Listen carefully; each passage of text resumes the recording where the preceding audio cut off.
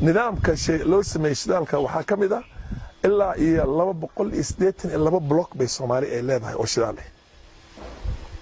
waxa la isku haystaa 3 block kaliya. 50 block kali ayaa la rabaa in auction lagu sameeyo. 50 block waxa weeyaan block kasta markii saa loo saxiix auctionkiisa intii la qaato ee qola shirkad la wareegto $100 milyan bay miiska dhigaysaa. 50 block marka waxa ka soo baxaysa $5 bilyan Mareykanka. $5 bilyan Mareykanka. Soomaaliya maanta $5 bilyan iska daayay. $2 bilyan kale hadii ay hesho al-shabaabna soo afjari kartaa, Soomaaliya oo dhan isku keeni kartaa, wax allaale wax dhibaato u jirto oo dhan baxal baa loo heli karaa. 5 bilyan markii la yiraahdo markaas wali waxadana waxa la yiri 6 bilood gudaheed waa inay ku bilaabaan qoditaanka drillingka shell bahalkiisa blockskaas iyaga. nidaamka la isku dabriday oo shirkadaha adduunka oo dhan bay diyaar u yihiin oo la isku jajabin hayo oo mid badka kale uu leeyahay wax ka fiican baan idin hayaa oo marka auctionka la sameeyo ku soo dhacayeen 50 block $55 bilyan baa ka soo gelay Soomaaliya. markaas waxaan meesha ku jirin waxa la dhahaa corporate social responsibility oo shirkad kasta $5 milyan ee ku isticmaalayso meesha ay ku aadan tahay oo badda kaga aadan tahay oo biriga ah oo Soomaalida ay ka degan tahay meesha iyada. blogyahana kontonka waxa weeyaan waa inta Jubbaland ee u dhaxaysa kaliya Galmudug. maxaa Puntland wali lagama sameeynin baaritaankii.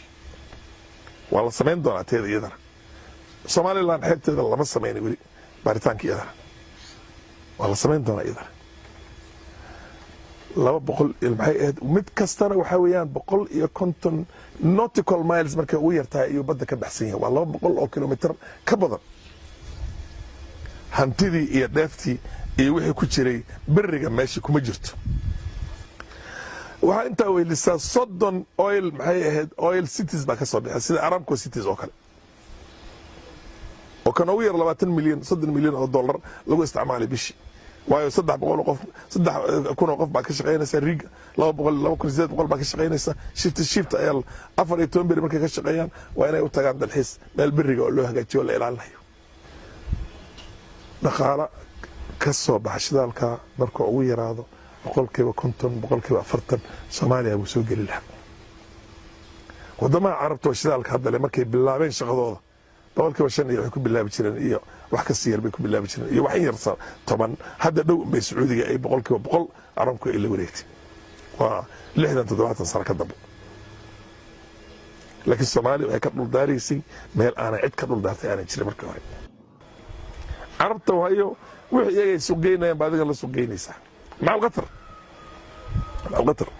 wararka rasmiga annaga aan haysano intelligence-ka Qatar iyo Sacuudiga iyo maartay Imaaraadka inay ku kala duuneen markay noqoto Soomaaliya shidaalkeeda iyo gaaskeeda la soo saaro.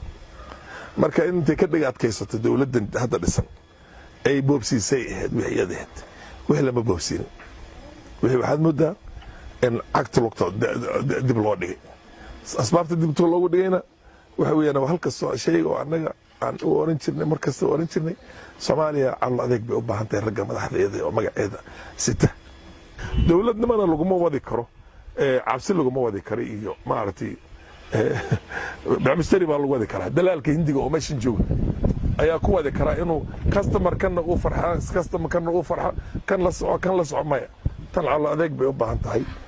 wararka aan qablana waxa weeyaan arinta shidaalka interference fasaad maxay ahayd in lagu giiro waxyaabo fara badan oo ay wadaan dadkii Carabta ah Imaaraadka iyo Sacuudiga iyo Qatar hadda aniga aan warkeeda hay inay kamid ay tahay iyo wax la mid ah inay wali ay systemka Soomaaliya inuu tilaabadiisa qaado ay diyaar u ahayn.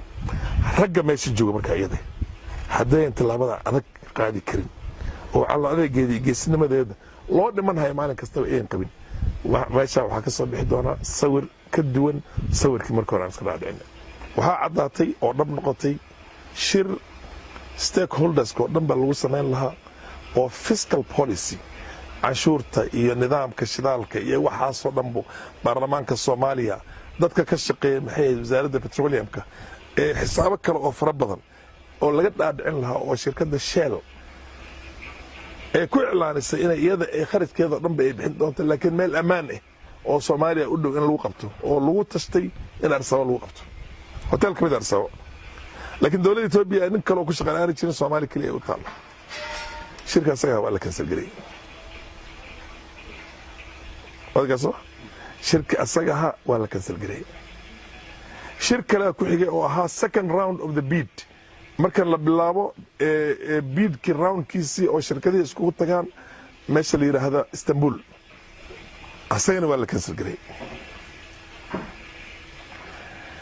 shir kale oo conference kale oo saddexaad baa jiray oo Houston in lagu qabto ahaa asagana oo bishan hadda anaga naga dhamaa bishan afraad ay ahaan lahayd waqti ay ka noqoto asagana ma dhici doono saan u baahanahay inaan aad iyo aad aan ugu hambaliyo u baahanahay waxa weeyaan 3 qof mise 4 qof oo Soomaali ah oo aqoontooda aanan caadi ahayn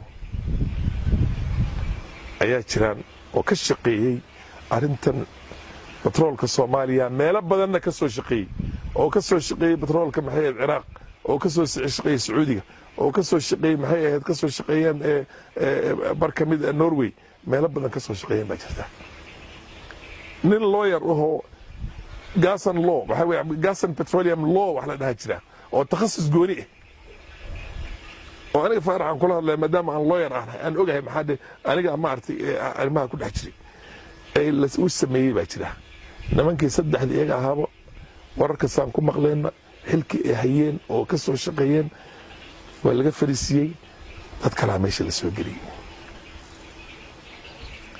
على الأقل صدق كمية مد بأنا ولي لقى فلسطين كان اللقب كتاجين حتى